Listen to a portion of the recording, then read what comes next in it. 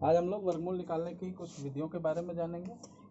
वर्गमूल जो हम दो विधियों से निकालते हैं, एक विधि है गुणनखंड विधि और दूसरी है भागफल विधि। तो सबसे पहले हम लोग जानेंगे गुणनखंड विधि क्या है, किस प्रकार से इससे हम जो है किसी भी संख्या का वर्गमूल निकाल सकते हैं। तो एक संख्या हम ले लेते हैं, सपोज करें 2916, इसका हमें वर्गमूल निकालना है। ये जो चिन्ह दिया है ये वर्गमूल का चिन्ह होता है। तो गुणनखंड विधि से हम सबसे पहले इसका वर्गमूल निकालने का प्रयास करेंगे। ठीक है, तो सबसे पहले 2916 के हम गुणनखंड करेंगे, फैक्टर करेंगे। तो 2916 आखिर में कितना है, 6। हमने विभाज्यता के नियम सीखे हैं, उसमें बताया जाता है अगर 6 हो तो वो संख्या 2 से विभाजित हो जाती है। तो इसमें सबसे पहले हम 2 का भाग देंगे, यानी 2 से इसको विभाजित करेंगे। 2 एकम 2, 2 चक्कू 8, 2 पंचे 10 और 1 बचा हो गया 16, 2 अट्ठे 16। फिर इकाई का अंक 8 है, यानी ये संख्या 2 से विभाजित हो जाएगी। तो 2 सत्ते 14, 2 दूनी 4, 2 नाम 18। अब आखिरी अंक है 9। 9 आ जाता तो ये संख्या 2 से विभाजित नहीं होगी। समझ रहे हो, 9 आ गया तो 2 से विभाजित नहीं हुई। तो अगली संख्या 2 के बाद हम किससे देखते हैं, 2 के बाद अगली अभाज्य संख्या 3। 3 से चेक करें। 3 का नियम ये होता है, विभाज्यता का नियम 3 का ये होता है, अगर अंकों का योग 3 से विभाजित हो जाए तो वो संख्या 3 से विभाजित होती है। तो हमने 9 और 2 कितने हो गए, 11।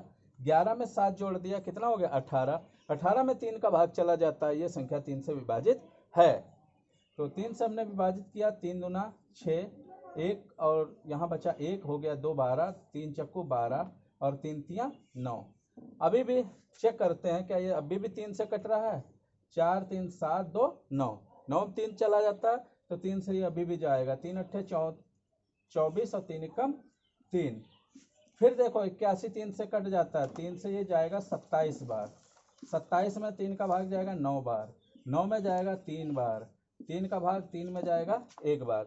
तो इस प्रकार गुणनखंड विधि में सबसे पहले दी गई संख्या का हम गुणनखंड कर लेंगे। पहला काम होगा गुणनखंड करना। फिर उसके बाद हम क्या काम करेंगे, उसको इसी प्रकार एक चिन्ह में, बड़े से चिन्ह में इन्हीं सभी गुणनखंडों को हम लिख लेंगे। 2 गुणा 2 गुणा 3 गुणा 3 गुणा 3। कितनी बार 3 है, 3 3 6, 3 4 5 और 6। उसके बाद हम लोग पंडित जी वाला काम करेंगे, यानी इनके हम जोड़े बनाएंगे।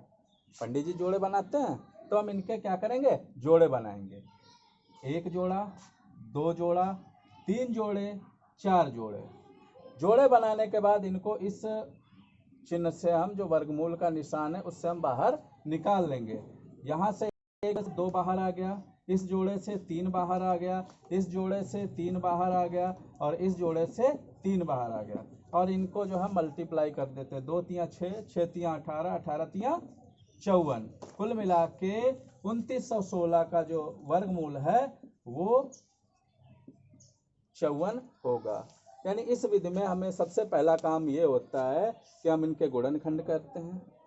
उसके बाद दूसरा काम होता है कि इनके हम जोड़े बनाते हैं और एक एक जोड़े में से एक एक जो अंक होता है उसको लिख के हम गुणा कर लेते हैं। तो ये होती है हमारी गुणनखंड विधि।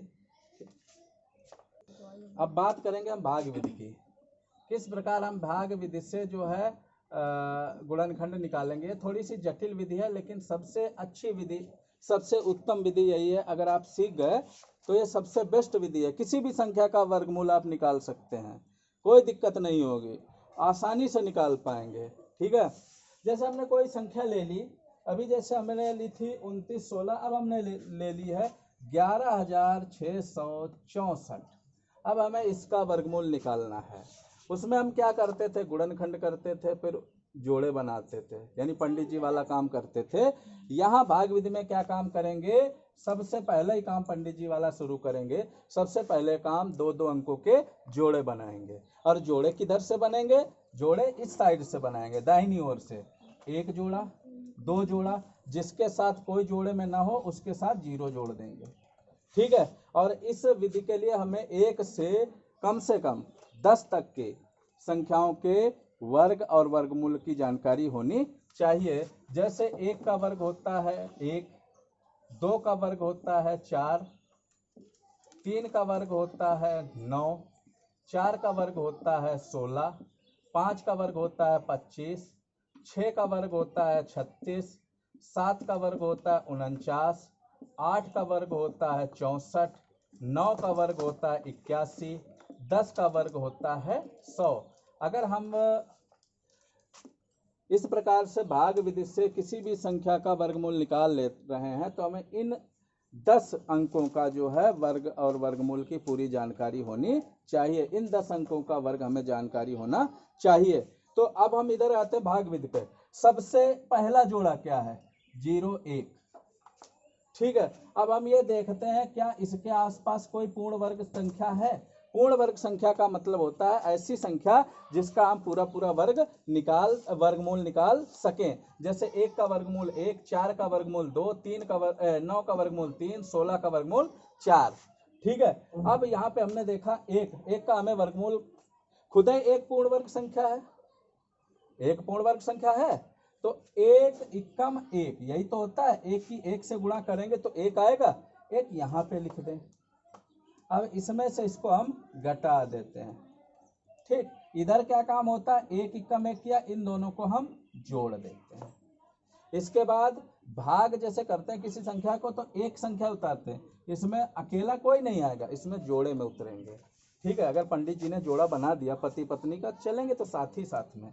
तो अगला जोड़ा आ गया हमारा 16। ठीक है, अब 16 यहाँ पे हमें अब यहाँ पे काम करना है।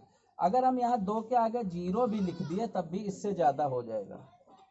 ठीक है, कुल मिला के अगर हम यहाँ 1 लिखते हैं तो 1 से ही गुणा करना पड़ेगा। वर्गमूल में ये ध्यान रखना, वर्गमूल निकाल रहे हैं भाग विधि से, तो अगर जो संख्या हम यहाँ पे लेंगे उससे गुणा करके इसके नीचे लिखना पड़ेगा। हमें ध्यान ये रखना है कि इससे ज्यादा ना हो। कहने का मतलब 1 भी लिखे तो हम 21, इससे ज्यादा हो गया 16 से।